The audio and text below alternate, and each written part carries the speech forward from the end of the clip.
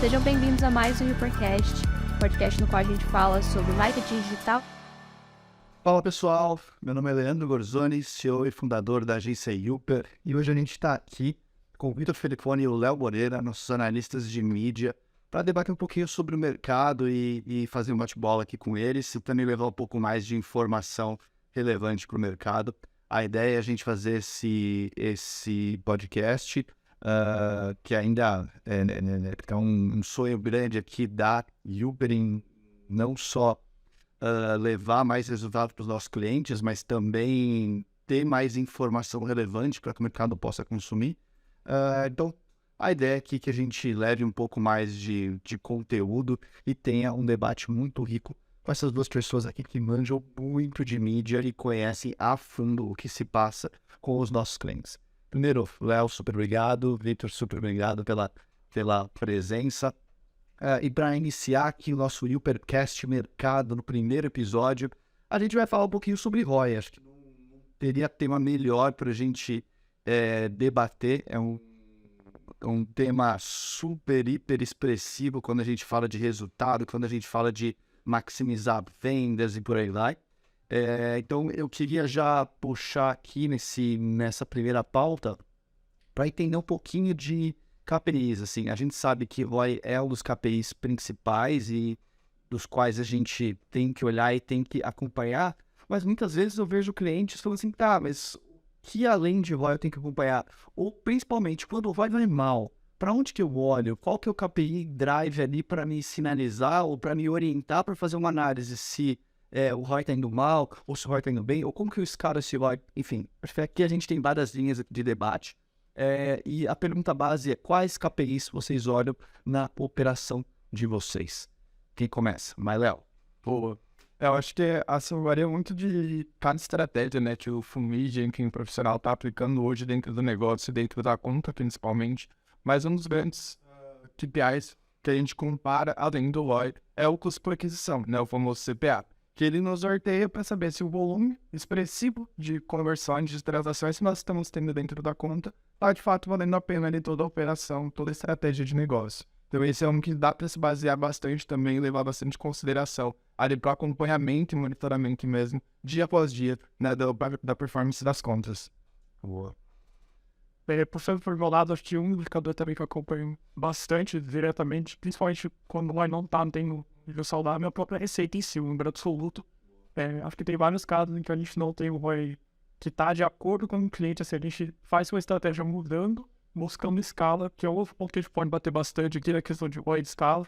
Em muitos casos a gente acaba se prendendo muito ao ROI e a gente não consegue ter um crescimento do e-commerce, não consegue ter ali o desempenho esperado, a gente é muito preso a uma métrica realmente atrapalhando todo o crescimento dela. Eu acho que a receita em si, o comparativo, o volume exato dela também eu acompanho bastante. Concordo muito, cara, porque, nossa, quantas vezes, né, até na própria Uper mesmo, a gente vê onde o cliente ou o nosso time define um KPI base ali, que seria o ROI, e a gente consegue gerar um ROI extremamente alto através de um volume extremamente baixo, né? Então, olhar para isso é super estratégico. Agora vamos falar de outras métricas ali que eu vi que vocês não trouxeram, né? Como que a gente traz, por exemplo, uma taxa de conversão ou até um time on page, ou talvez métricas do próprio time de SEO, ou talvez do próprio time de CRM ali.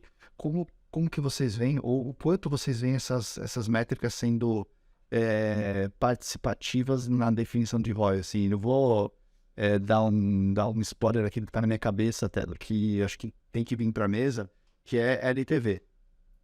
Eu consigo maximizar o meu ROI se eu trabalhar ações de LTV, reduzindo até o CAC, né? Porque se eu trago aquele cliente a um CAC relativamente alto e a um ROI baixo, eu conseguiria maximizar meu ROI se eu trabalho ações como, por exemplo, o remarketing pós-buyer, onde eu vou ter um lucro muito maior com esse cliente se eu atuar com uma estratégia específica para a LTV.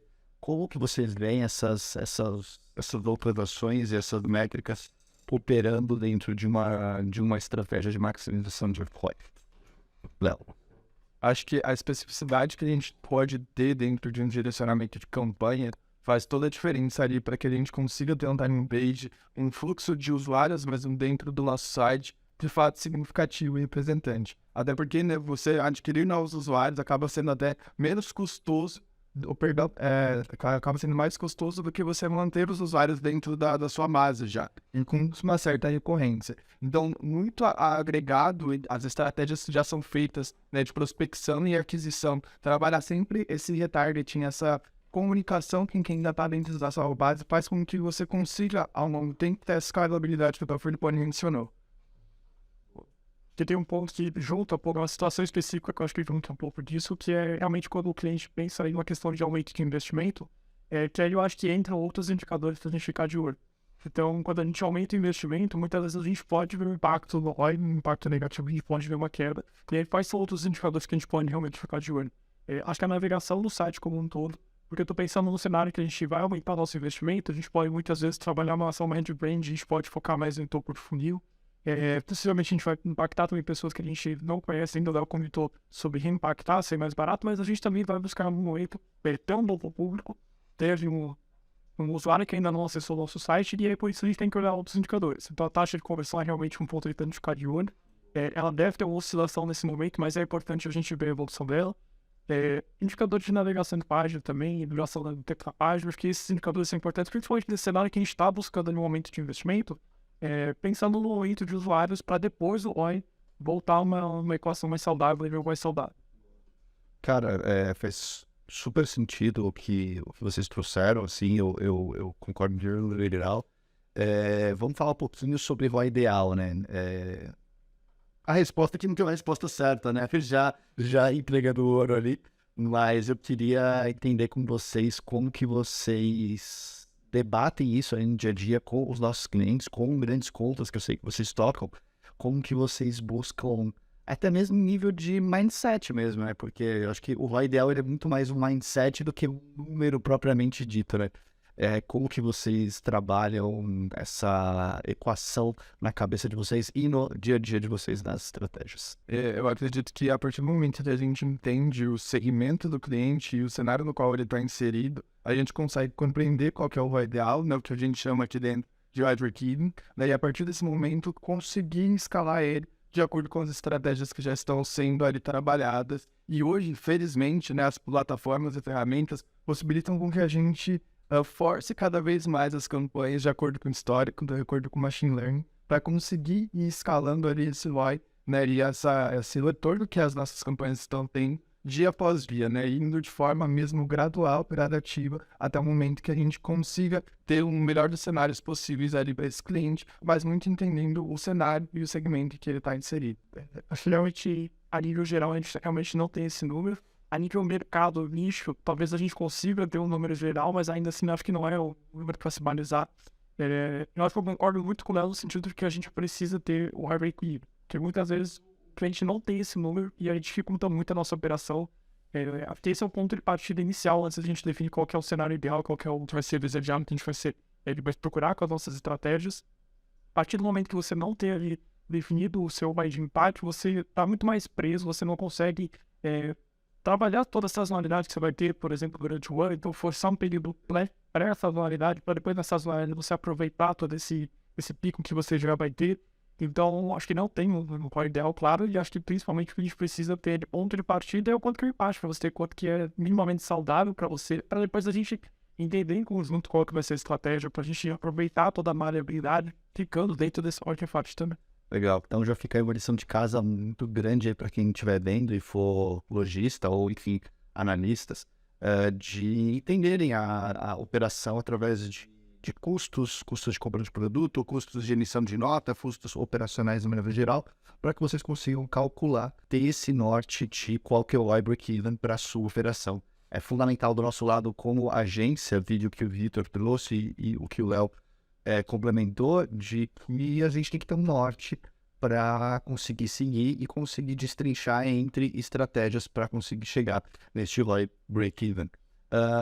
Queria explorar um pouquinho mais essa questão de ROI break-even. Assim, a gente já teve alguns casos aqui na própria Yooper mesmo, onde o cliente nos dá um norte de ROI e é uma grande diferença, né, entre o ROI break-even, ou seja, o ROI de empate e o ROI meta. E aí, muitas vezes, é muito fácil, entre grandes aspas, para que o cliente nos passe o ROI meta como o ROI de empate. Ou seja, ele tem um ROI ali para pagar a operação dele de 4, e só que o ROI meta dele é 7, é 8. E ele nos passa o ROI 8.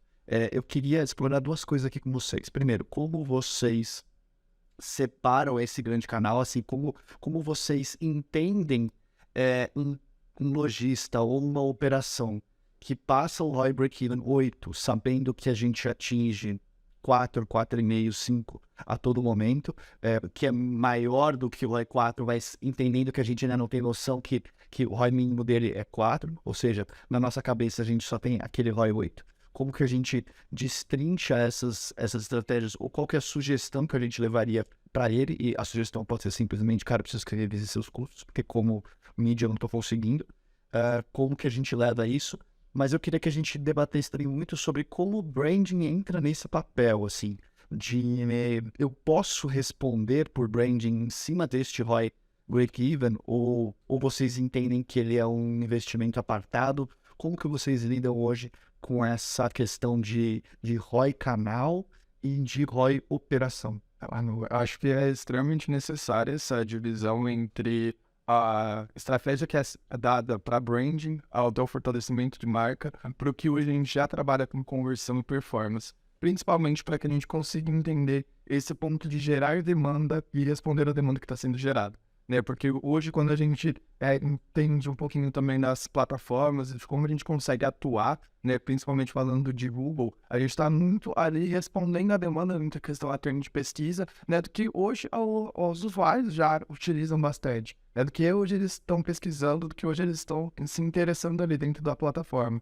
E a partir do momento em que a gente trabalha no brand, a gente trabalha no awareness, o posicionamento de marca e gera um desejo através de outras estratégias de topo de funil nesse usuário, a gente, muito respaldado pelas campanhas de performance, a gente vai conseguir tirar o melhor proveito possível. Então, por isso, na minha opinião, é extremamente necessária essa divisão entre o brand, o trabalho que é realizado para topo e posicionamento de marca, para o que é de fundo de funil. Acho que, assim, totalmente correta a forma de ver. Acho que a gente tem que ter essa divisão, até porque eu, como analista de performance, se eu incorporar uma estratégia de branding de performance e eu ver que o ROI está sofrendo muito, eu vou utilizar a distribuição de investimento, realmente alocando para performance, e com isso eu vou deixar de trabalhar a parte de aquisição. Então eu acho que é fundamental a gente ter essa distribuição, essa separação também. É muito saudável para a gente poder entender o que cada objetivo está sendo, qual que está sendo alcançado. Então, na parte de topo de funil, o quanto de fato a gente está conseguindo esse impacto em topo de funil e conversão, enfim, com essa parte de ROI. E sobre a questão de ter essa separação, no caso que por exemplo, o cliente não consiga passar para linha esse ROI,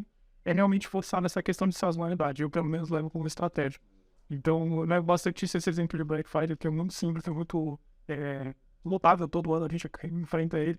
Então, a gente sempre trabalha ali, vamos dizer, com código 8 ali, mas ali, uns 2 meses antes da Black Friday, eu trago para o cliente qual que é o mínimo que ele aceita para a gente realmente aquecer essa base. Então, ainda que ele não tenha essa informação, tem de alguma forma a gente chegar em conjunto para nesse período a gente conseguir definir, e a partir dele, né, passado, a gente volta a buscar o ROI que a gente está ali olhando como desejado.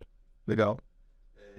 Explorando a questão do branding ainda, e eu concordo muito com vocês dois, principalmente quanto à separação de verba, mas na cabeça do cliente às vezes é um bolso só, né? E ele sempre vai trazer isso, de pô, é um bolso só e eu preciso gerar resultado. Eu tenho visto vários cases, vários cenários de lojistas ou de processos de compra, onde, cara, fulano viu aquela marca na TV, depois ele procurou no Google, depois ele viu no Social Ads, depois ele passou pelo feed, e depois de 30 dias ele estava numa conversa com a esposa, e aí ele decidiu tomar aquela decisão de compra, e aí ele foi no shopping e concluiu aquela compra. Com o modelo de atribuição básico hoje, essa seria uma compra que seria 100% atribuída para Google Shopping, diretamente. Ou seja, todo o trabalho de branding da TV, ou todo o trabalho de gestão de feed dele, que gerou certo impacto, ele não foi contabilizado nesse caso. E a gente vê muito isso, principalmente quando a gente trata com TrueView em YouTube, ou quando a gente faz Mesh Ads, ou faz, enfim, qualquer ação de massa, ou até mesmo outros serviços, como gestão de feed nesse caso, e é uma mídia que teve a sua parcela de impacto, mas nitidamente, quando bate o desespero ou em uma análise simples de resultado, putz, vamos tirar dinheiro da TV, vamos tirar dinheiro de social, vamos tirar dinheiro de LinkedIn e vamos colocar tudo em Google Shopping, porque é onde ele dá resultado. Cada vez mais a gente vem se provocando para como que eu tenho uma visão mais clara ou uma visão mais justa, talvez, sobre esse processo de aonde que eu coloco cada parcela desse meu dinheiro, né? Aonde que eu entendo que dá resultado e como que o topo do funil, como que eu construo uma estratégia de topo do funil para que ele seja alimentado da maneira correta no funil. Queria que vocês me falassem um pouquinho sobre como que vocês entendem essa divisão, se é somente entendendo KPIs de cada etapa, porque seria uma linha boa, assim, se eu vou colocar esse dinheiro em topo de funil, não adianta querer cobrar acesso, eu preciso cobrar alcance. Se eu vou cobrar fundo de funil, não adianta querer cobrar alcance, eu preciso cobrar ROI. Mas ainda assim, como que vocês controlam ou como que vocês entendem, né, no dia a dia, essa questão de simplesmente não pegar todo o dinheiro e falar assim, tá aqui fundo de funil, é seu. Até porque ele não é escalável, né? Acho que chega uma hora que isso passa a fletar, né? Como que vocês veem isso? Eu acho que existem algumas formas que a gente consegue, né, fazer esse acompanhamento a longo prazo, porque primeiro de tudo, né, você tem em mente, o trabalho de branding, ele não vai converter o usuário de um dia para o outro, né, leva meses ali até essa construção, essa maturação do cliente, né, dentro da jornada de compra. Mas o principal ponto, e é isso dentro do digital, né, o Google Ads, Google Analytics, perdão, ele nos auxilia muito dentro dos principais caminhos de conversão, né, no qual a gente consegue ver as etapas de interação e de acesso ao e-commerce do cliente, até a finalização de fato da conta, e aí sim conseguindo entender como, primeiramente, é a jornada do cliente até a finalização, mas o segundo ponto é quais canais, quais caminhos realmente estão trazendo esse impacto e essa contribuição para que ele finalize a conta ali no fundo do funil, né? Ele efetue realmente o pagamento e tudo mais. E um outro ponto também que a gente até tem um case aqui na Uber que a gente acompanha dessa forma, é acompanhando ao longo dos meses, principalmente em trabalhos específicos em praças, né, do país, como que tem sido essa mudança de comportamento em volume de compra nessas regiões. Então, por exemplo, trazendo um exemplo aqui para vocês, Minas Gerais é um estado que até então o cliente não tinha força de venda, a gente trabalhando ali awareness, dentro de 6 meses, a gente já conseguiu ver uma mudança no volume, né, e como que estava sendo ali essa compra ao longo dos meses e tudo mais. Os fatores ali que acabam contribuindo também, mas muito por conta desse posicionamento que foi dado. E você pega isso através de receita e não de taxa de conversão. Através de receita, tá? Porque o volume, né, nessas regiões, para a taxa de conversão, ele vai ser menor, porque a gente ainda está, né, fomentando ali esse interesse. Legal. Bem legal. Sobre essa questão que você até trouxe, né, de ter um bolso só, eu acho que a estratégia a se fazer é você ter um investimento em topo, perene, muito mais do que você ter um tiro de canhão em um momento. Claro que o tiro de canhão pode ser eficiente, então eu posso trabalhar com investimento muito alto em um momento para essa sazonalidade, mas ainda assim é importante, é ideal você, durante o ano, ainda que seja um investimento menor do que todo esse tiro de canhão, você nutrir uma moneda. Seja algo. Exato. Todo mês está ali. Como lembro próximo mesmo, um período de 6 meses. Então, por mais que a mídia paga tenha a ação muito rápida, tem os lados de ação mais longo prazo.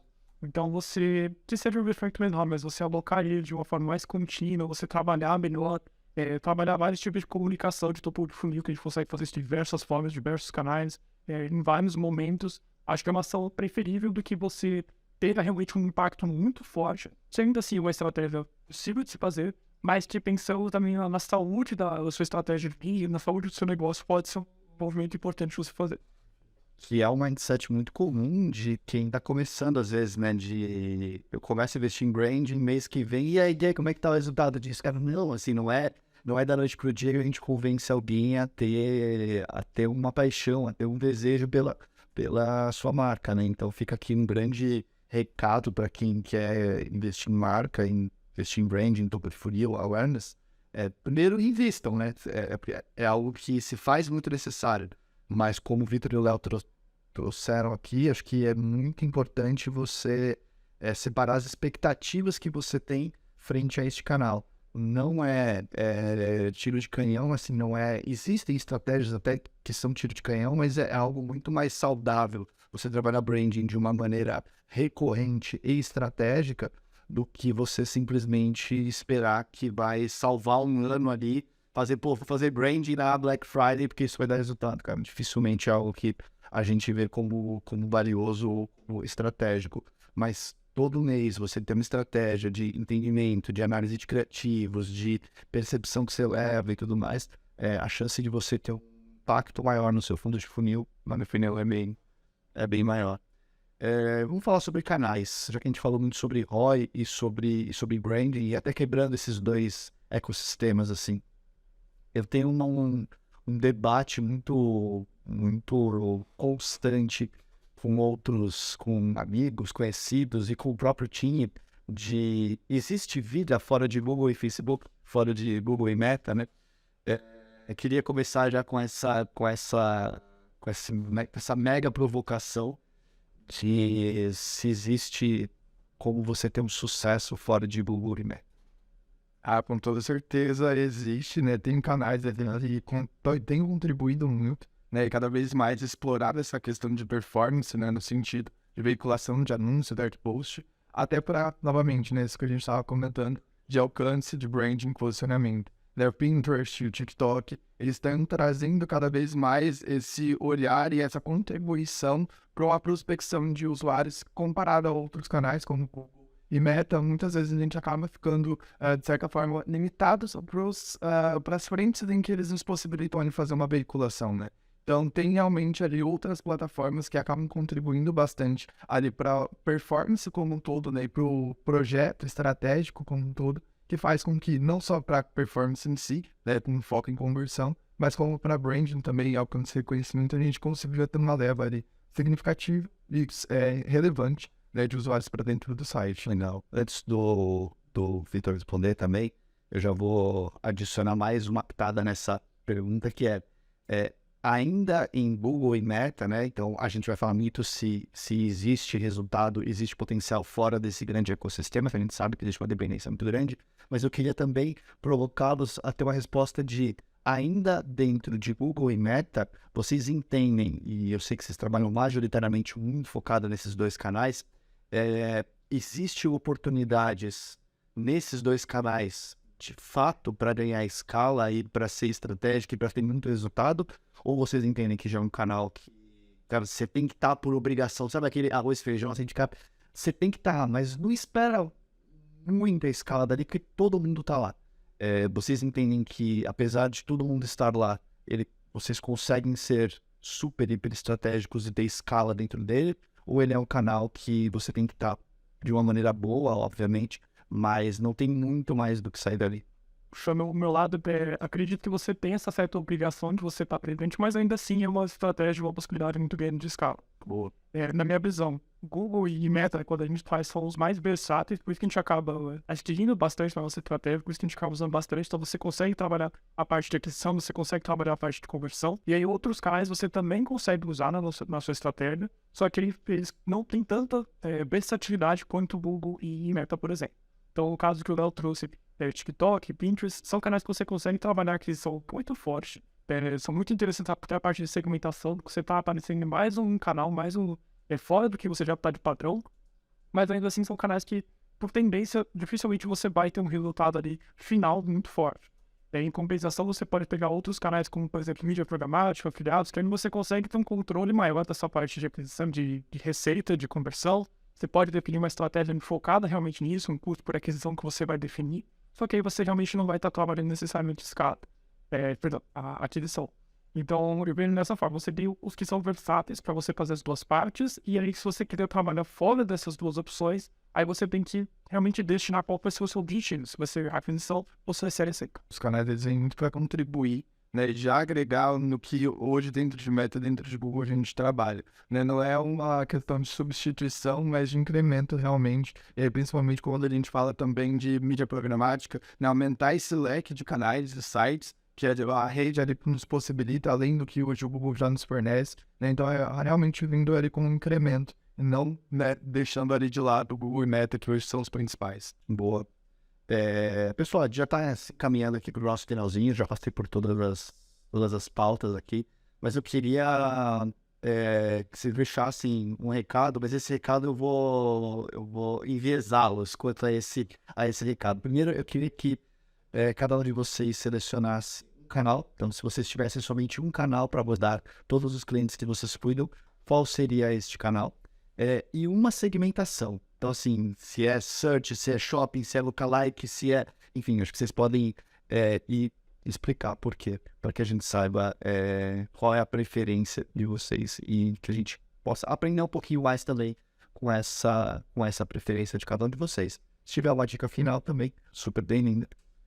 E é isso. Bom, eu acredito que dentro de canal e dentro de segmentação, eu escolheria Google Ads e Dmax, principalmente pela a visão nova que ela trouxe de incrementar realmente, dar a possibilidade para nós fazer direcionamento tanto em search, como também em display, como também em shopping, através de uma única campanha. Ela vem se aprimorando cada dia mais, então nos possibilitando até ter análises mais precisas dessa performance, que até então, no início dela, era muito mascarado, de certa forma, ali pela ferramenta, mas por essa gama ali de formatos de veiculação realmente, acredito que essa seja crucial e que está vindo ali para um olhar de futuro muito promissor, né, para as plataformas em si. Boa. Eu também sou do time do Google, Boa. O Google você está trabalhando muito com a intenção, as outras mídias você está trabalhando com interesse ali necessariamente, você vai gerar um interesse, então trabalhar com a intenção acho que é muito mais fácil de você trazer uma estratégia já pensando que você vai ter minimamente uma demanda ali, um interesse. Questão de segmentação, eu ia copiar, mas vou fazer um pouco diferente, eu vou partir para vídeo então, que eu acho que pode, ou começar a parte de conhecimento, de awareness.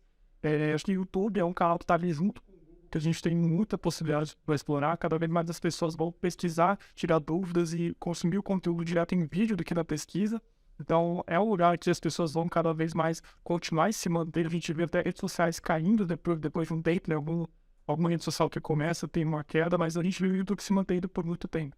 E a gente tem uma série de segmentações ali para trabalhar algum canal específico, algum vídeo específico, uma segmentação que diferentes formas que a gente pode estar ali atrás de aquisição de boa. Cara, eu sou fãzaço de YouTube, acho que ele te dá uma gama de estratégias ali, e ele é muito subvalorizado, assim, não, mas é vídeo, mas é complexo, mas o custo de produção do vídeo é muito alto, e a verdade é que é muito pouco explorado ainda no Brasil o potencial que o YouTube te gera em questão de momento, em questão de segmentação. Cara, concordo muito com você, concordo muito com o Léo também, Dmax, você não tem nem o que falar.